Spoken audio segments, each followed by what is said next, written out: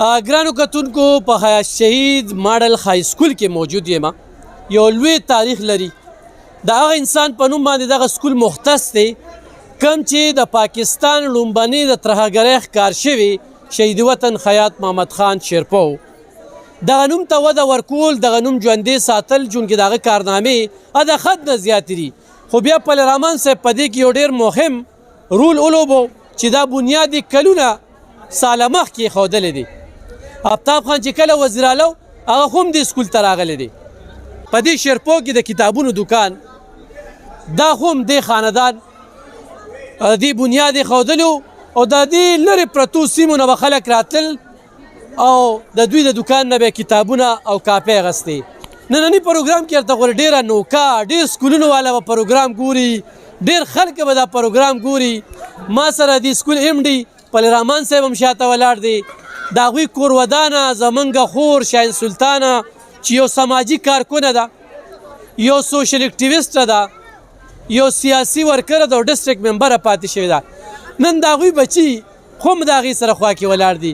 ما په دې لږ ټیم کې محسوسه کړه چې یو لور راځي هم ورته جاړي، بله راځي هم ورته جاړي. هماله خو پوزیشن رانلو د پلار د بچو ترمنځه او د میډمو د پلار ترمنځه خو میرټ چې کوم دی د هغې پامالي ما په خپلو سترګو ولیدله چې میرټ هغه په ځای پاتې شو او تاله وي ما دا پیپرې خو تاله ما ورکولی هم شي، تاله ما داسې هم درکولی شي.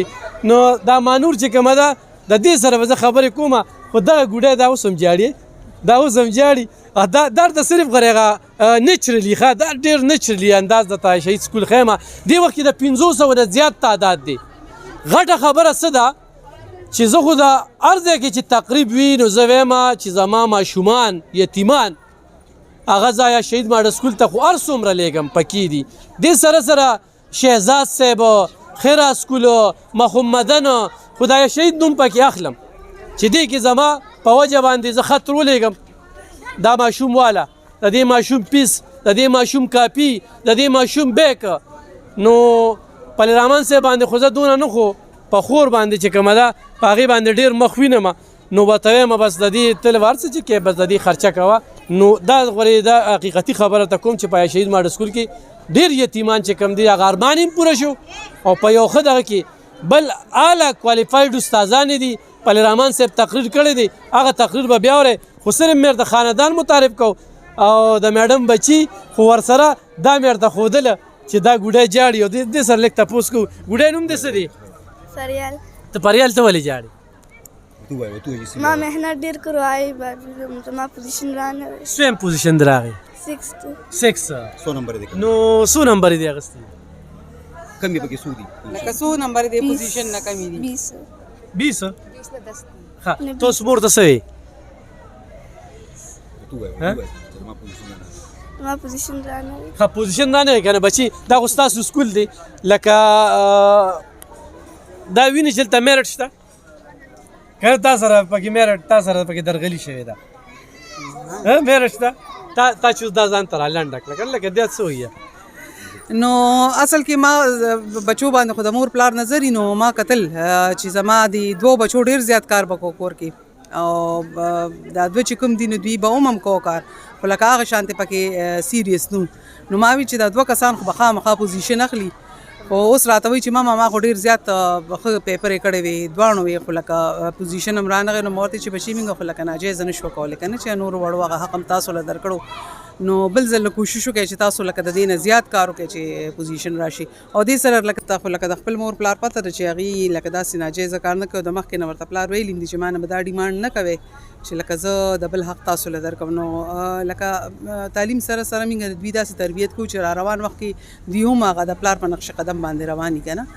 نو دا موږ د مخکې نه دوی له په ذهن کې دا اچولې ده خو لکه په دې خفه دي چې محنت هم زیات کړو او هغه شان خو لکه کمپټیشن دی وړو کې نو چې اوس فرض که دوی څونه نمبر یې اخیستي دي دا څونه کار کړی دی بل ماشوم د هغې نه زیات کړی دی نو په دغې خبره باندې به موږ دوی رضا کوو او دا جګړه مګړه به دا رضا کول لپاره دی راشه دا باچا دی باچا ستا دې نوم دی؟ مرتضی. کوم کلاس کې؟ 5 کې. مرتضی مور ته وایه چېرته بل سکول کې مې داخل کړه که نه؟ نه جي دلته کې زیات ماشومان دي او لکه چې ماما مې هر یو سکول کې داخلول شي ښه سکول کې مې داخلول شي خو دلته کې هغه شانې حل کړي ماما مې وایي دغه ماشومانو له لږ مینه ډېره ورکوه وي دا دغه ده لکه یتیمان هم تاسو او لري جی لکه یتیمانو ته زمونږ پیس فری دی که نه نو ماما مې وایي دوی ته مینه لږه ډېره ورکوئ بس دلته کې مې ښایسته ملګري دي او تعلیم هم خو ښایسته ورکوي بس تنګېږم پکې نه څوک خوښي راوښي نه نه غوسه کېږي خو ورته نه نه جی او بار ډېر ګرځې که کلاس کې ډېر ناست دی جی بس ټیچر قاریږي بس کلاس کې هر یو کس ناست نو پکار تا ته خو نه قارېده که نه ته خو د ایم ډي صاحب زوی جی لکه ټیچرانو ته زه داسې دغه ورکوم چې سم د دې نور ماشومانو په شانتې یم او ویل ډن خو دا راته ووایه که نه چې